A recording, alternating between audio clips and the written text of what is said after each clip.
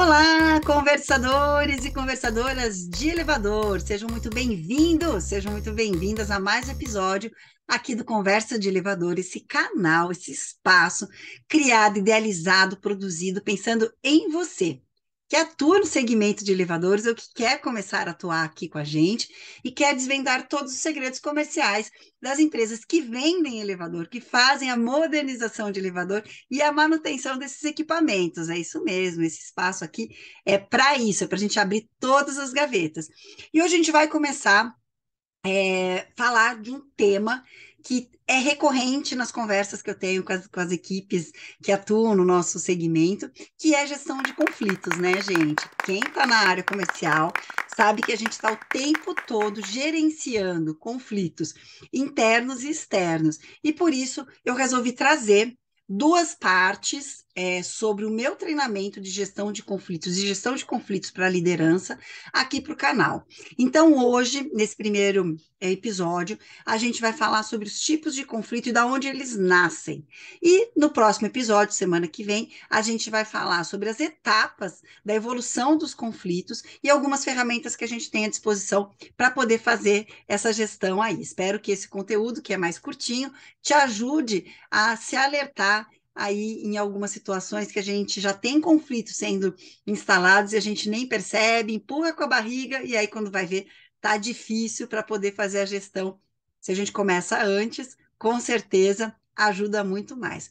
E antes da gente começar com o nosso conteúdo, gostaria de agradecer a Infoleve é nossa parceira desde o começo do canal, quando ninguém acreditava que seria possível fazer um material direcionado para a área comercial e para a área de atendimento ao cliente, e a Infoleve acreditou nessa ideia. Fizemos o desenho aqui do canal, estamos aí, ó, sempre crescendo, sempre disponibilizando conteúdo para vocês, né, firmes e fortes. Então, um obrigado aí para a Infoleve, que acredita que compartilhar informações é sempre o melhor caminho para fortalecer as empresas nacionais, multimarcas, prestadoras de serviço. É isso aí. Bora lá para o conteúdo? Gestão de conflitos. Esse é o nosso tema, o tema desse episódio aqui e do próximo da semana que vem, para que a gente consiga oferecer para você uma visão geral do que é conflito e depois a gente também entender etapas da evolução do conflito e algumas ferramentas que você vai poder utilizar para fazer a gestão aí dos conflitos. Se você se interessar por esse conteúdo e quiser ter um conteúdo mais profundo sobre o tema, me procura que eu tenho alguns treinamentos sobre esse tema. Um deles é com a Abimar, que a gente acabou de fazer um agora no mês de maio. Teve uma presença bastante grande de várias empresas, e o conteúdo é sempre muito bem aceito, e quando aplicado, eu sempre recebo retornos muito interessantes das pessoas que fizeram o treinamento e aplicaram as técnicas aí no dia a dia. Então, se você tem interesse, fala comigo e a gente te coloca aí nas próximas turmas. Mas se você só acompanhar esse episódio até o final e o próximo também, tenho certeza que já vai te ajudar bastante na gestão de conflitos. Antes da gente começar, vamos entender o que é conflito e se dá para viver sem conflitos. Será que é possível? A primeira pergunta que eu gosto de colocar nos treinamentos é: onde nascem os conflitos? Você saberia responder da onde nascem os conflitos? Para a gente saber de onde eles vêm, como eles vivem, do que eles se alimentam, a gente precisa entender o que é um conflito. A palavra conflito vem do latim conflictus e significa o choque entre duas coisas, ou então embate entre pessoas ou grupos opostos que lutam entre si. Ou seja, é um embate de duas forças contrárias. Uma quer uma coisa e a outra deseja outra oposta. E essas ideias, quando estão em embate, elas criam divergências. A gente tem três visões mais aí disponíveis no mundo corporativo. Uma visão mais tradicional diz que todo conflito é ruim e ele precisa ser evitado, ele precisa ser escondido. É melhor a gente não lidar com o conflito e deixar que ele se resolva, que é uma visão muito antiga, tradicional, conservadora, mas que ainda está muito viva no mercado corporativo. Quando eu falo mercado corporativo, no mundo do trabalho. Tem muitos líderes ainda que, por ter tanto medo de conflito, eles fingem não existir. Donos de empresas, gestores da área comercial e até pessoas que atendem o cliente. Então, quando é para entender o conflito, essa pessoa tem tanto medo que ela finge que esse conflito não existe. Então, apesar de ser uma visão mais antiga, nós ainda temos muito viva essa onda aí de tratar o conflito dessa forma. É bem comum ainda no nosso mercado. Existe uma outra visão, que é uma visão das relações humanas, que é uma visão um pouco mais moderna. Ela afirma que o conflito é sempre uma consequência natural em qualquer grupo. Então, a gente não consegue classificar esse conflito como algo bom ou algo ruim. Ele é nato, ele está ali vivo sempre que a gente tem mais pessoas reunidas. Existe uma visão que eu gosto mais, que é uma visão bem mais moderna, que é a interacionista, que ela afirma que o conflito é uma força positiva, além de ser altamente necessário para o bom desempenho de qualquer grupo. Um grupo que não tenha conflito é um grupo que não evolui para algo bom. Ele praticamente se estagna. Quando a gente está muito confortável numa posição e não tem nada que incentive a gente a dar o próximo passo, a gente estagna. E eu gosto muito dessa visão interacionista. E é por isso que eu trabalho esse treinamento a partir dessa visão. O conflito é bom, sim, basta a gente saber entendê-lo para poder seguir em frente. Quando a gente estuda, quando a gente faz algum curso de gestão de conflitos, a maior parte dos conteúdos disponíveis no mercado, eles vão enxergar o conflito muito mais com essa descrição que a gente viu, que o conflito é o resultado do embate de duas forças opostas. Então, o conflito é o resultado da minha percepção de mundo em relação à percepção de mundo de outras pessoas que estão no grupo. Conflito é como se fosse o resultado de forças internas e externas conflitantes.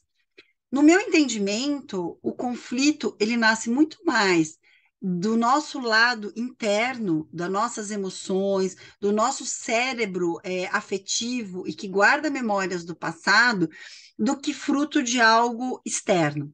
Por isso que no treinamento, meu primeiro dia, ele é totalmente focado no autoconhecimento. A gente faz perfis comportamentais, a gente entende um pouco como eu me comporto em situações de estresse, para a partir daí eu conseguir enxergar essas forças externas que podem estar em oposto, né, ao meu entendimento de mundo, e aí a gente começa a fazer a gestão de conflitos a partir daí.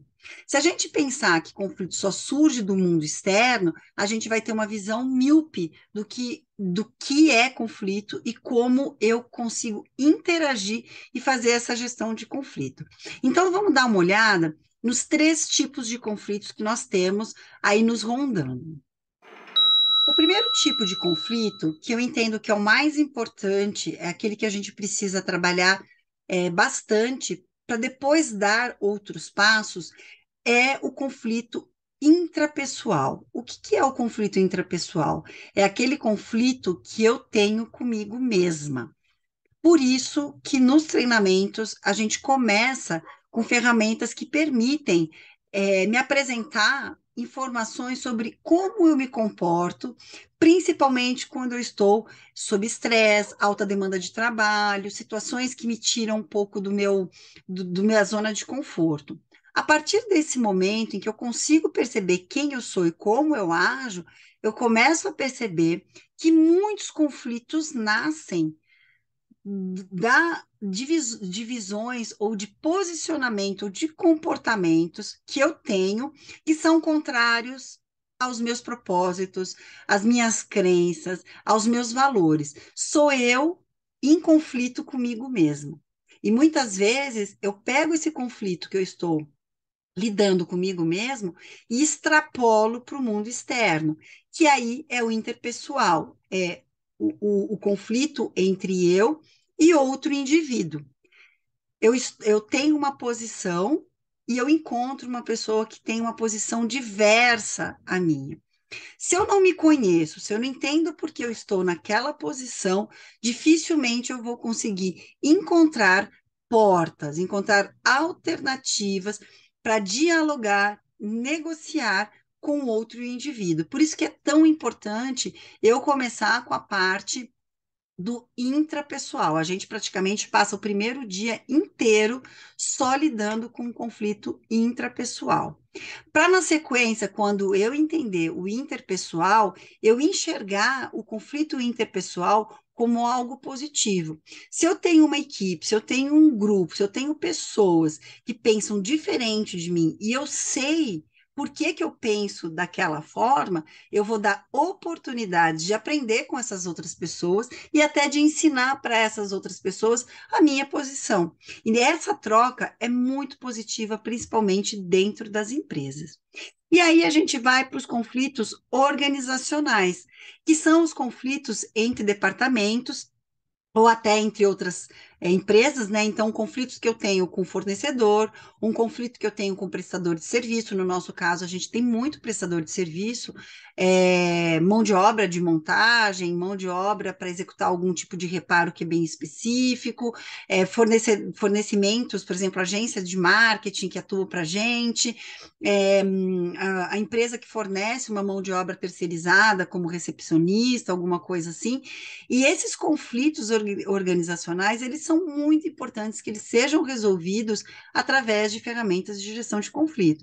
E aí sim, a gente vai para o cliente. Muitas vezes a gente pensa que a gestão do conflito com o cliente é a principal, quando na verdade, se a gente tem uma gestão que sabe fazer a gestão de conflito entre departamentos e com fornecedores, a quantidade de conflitos que vão surgir em relação ao cliente vai diminuir. Então, eu vou ter menos conflitos com os clientes, porque eu já sei fazer uma gestão prévia desses conflitos da minha equipe interna e dos meus fornecedores.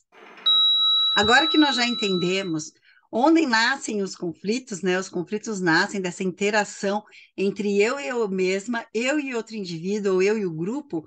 A gente precisa entender como os conflitos eles são gerenciados dentro do nosso cérebro, dentro da nossa mente, porque é a partir daí é que a gente vai conseguir identificar as etapas que o conflito está.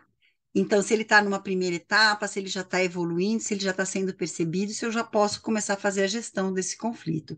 Se eu não entendo como ele se dá dentro do meu cérebro, dentro da minha mente, vai ser difícil eu já ir lá para a solução. Então, vamos dar uma olhada? É um conteúdo que vocês já viram aqui comigo, mas é importante a gente voltar nele.